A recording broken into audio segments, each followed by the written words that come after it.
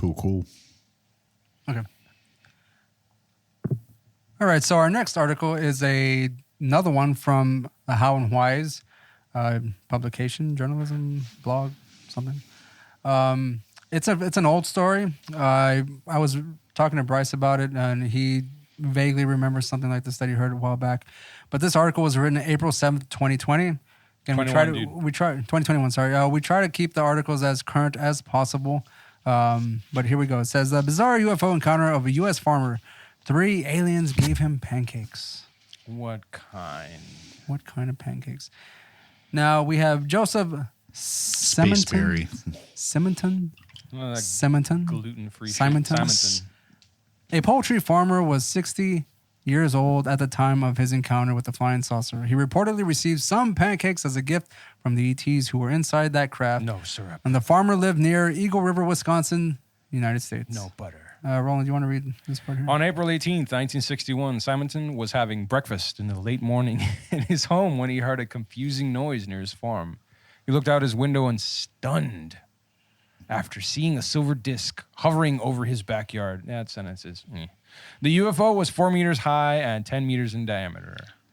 Okay. It's very specific. It just occurred to me that I do not believe this article one bit anymore.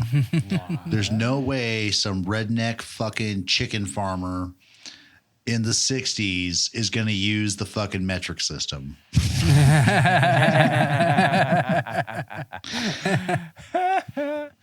And we have a picture here of the gentleman holding the alleged pancake, but please continue on. It looks like a shit cake. Simonton was rather curious to check on the object, then shocked.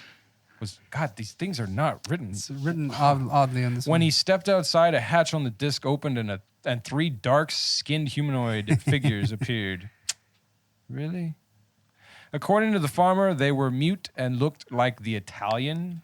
Looked like the Italian? I didn't catch that, my version. What the fuck? Which one? The aliens were about 5 feet tall, dressed up in tight clothes from head to toes. Oh, bet that farmer fucked him. What the fuck? It says the man said that one of the aliens had some vessel, like a bucket, and signaled him to fill it with water. And he took the bucket, filled it with water from a nearby pump, and returned it to the alien. Simonton noticed that inside the ship, it was totally dark, and one of the ship's crew was busy with the dashboard while others seemed to be prepared for cooking on the flameless grill. The creatures looked nice and offered him 4 pancakes that had tiny holes. And after that, they closed the hatch, started the ship, and slowly rose. Am I reading that right? Slowly rose it some distance from the ground. That's weird. Yeah. And flew away toward the south. Simonton, holding 4 pancakes, watched this amazing scene with his eyes wide open. Now, we have a little video here that we can play. Where do you meet someone from outer space? Perhaps in the North Woods. Joe Simonton of Eagle River, Wisconsin, spins a yarn about an April morning in 1961. A morning when, he says, he came face to face with another world. Right here is where this flying saucer, this UFO, landed. Right here about where I'm standing. And it was a big, huge thing, and I wondered what the heck it was. I was in my kitchen having a bite of lunch. And I turned around, put the dishes in the sink, and I looked out the window, and that's when I first saw this thing coming straight down, just like an elevator. And first I thought the roof went off of my house, and I thought, no, the roof is green, and this is bright. What the heck is it? So I rushed out to see what it was, and by that time there was a hatchway opening up in the top of it, just like the trunk of your car. And in there stood a little man. I say a little man, about 5 foot tall, holding up a jug or a container, and he motioned he wanted to drink. He motioned for water. So I walked up to him to get this jug, and I looked at his eyes, and they were so penetrating that I had to look away. So I went to the basement to get this water, and I thought, well, they want water, so I'll take it up to them and see what happens. And with that, I brought the water up, and he was looking at me when I first came out of the basement. But I didn't look at his face until I got right up to him. Then I looked up and I handed the jug up with both hands, and I had that same look in his eyes, a sort of a penetrating look. And when he took the water, I balanced myself with this hand against the machine, and I stepped back a few steps. And then with that, he set the jug down, and he gave me a salute with the back of his hand, a gesture of thanks, I presume. And then, I gave him my salute. What am I going to do? So I noticed this little man, same size of a man, right to the right side of the hatchway, cooking these pancakes, which I have one here yet. He was frying these pancakes, and I pointed to him and made a gesture like eating. I thought maybe I'd get a conversation out of him. Nobody was saying anything. But he didn't say a word. He just reached over and he got a handful of them, 4 of them, and he handed them down to me. And they were hot and greasy. And this man cooking these pancakes, it was on a square grill-like concern. I couldn't see any flame, but it seemed to be very hot. There was smoke coming from it. And if that was their food, God help them, because I took a bite of one of them, and it tasted like a piece of cardboard. And if that's what they lived on, no wonder they're small. And with that, he reached up and he closed his hatch with a heavy thud click-like when it latched. And you couldn't a bit more see where that hatch was than you could see a hole in my hand. And with that, the thing started to raise, just like it came down. Everything was timed perfect. It went up about 20 feet. It tilted at 45 degrees, straight south, and shot off. And within 2 or 3 seconds, it was out of sight. Well, there I stood in the driveway with a handful of greasy pancakes and my mouth open, wondering what the heck I saw, what had happened. It is outside the realm of the Air Force to pass judgment on Mr. Simonton's case. However, the pancakes that he turned over to the Air Force were turned over to the Food and Drug people, and they were analyzed as pure buckwheat pancakes. Buckwheat. Pure buckwheat pancakes taste like cardboard. Yeah, okay. Sounds about right. Sure. So I like that little comment he makes. If this is what they're eating, then God help them, because it tastes no like wonder so cardboard. skinny. So little. short. And it says, within a few days, this strange story turned from an interesting UFO encounter into a nationwide joke.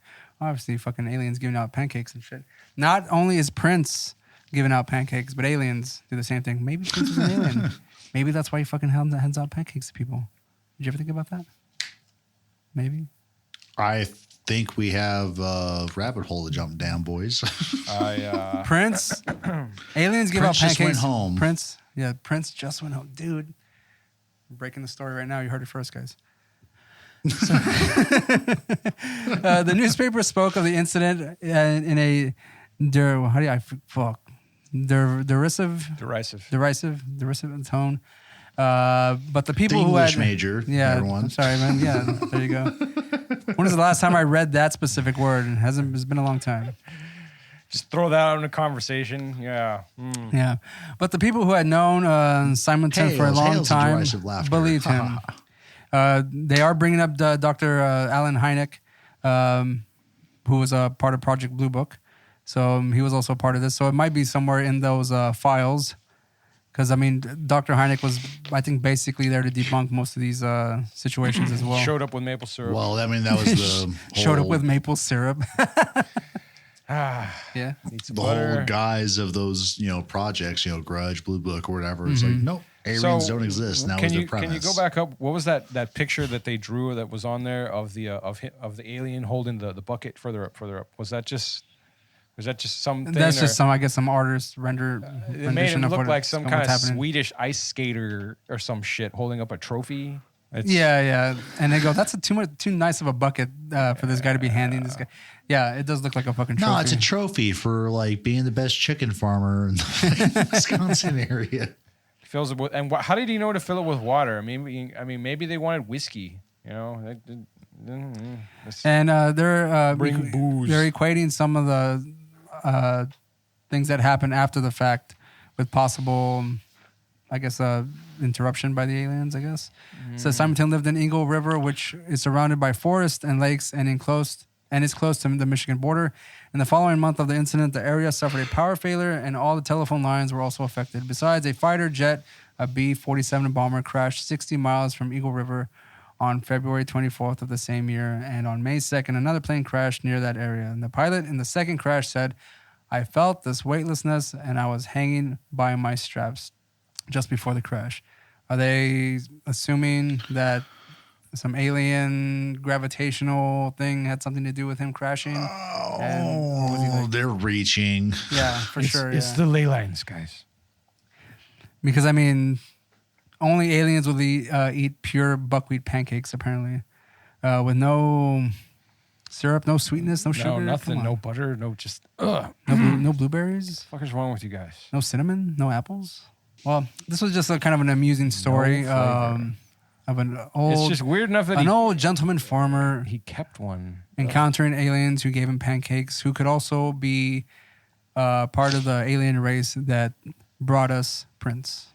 How does he know they were pancakes even though? Like, How tall did he say the aliens were? Like 5 feet? yeah. How 5 tall feet, was yeah. Prince? How tall was Prince? Prince was a little dude. Time to find out for sure, though. No, we Clever. don't even need to find out, Daniel. We already know this for a fact. Clever goose. All right, Oh, but the thing is, we need this. He was 5'3". dude, that's it. Prince was an alien. Yeah, Prince is part of the pancake alien empire. There you go. We just broke some We ground figured here. it out, man. We and broke some ground That's here. exciting. All right, so this video is gonna get 1 million views now, just because we are equating. And actually, this is a fact now. This is not even an opinion. We found out Yeah, the we truth. drew all the lines. Like there's connections. And I there. want to thank Dave Chappelle and Charlie Murphy for bringing this to light.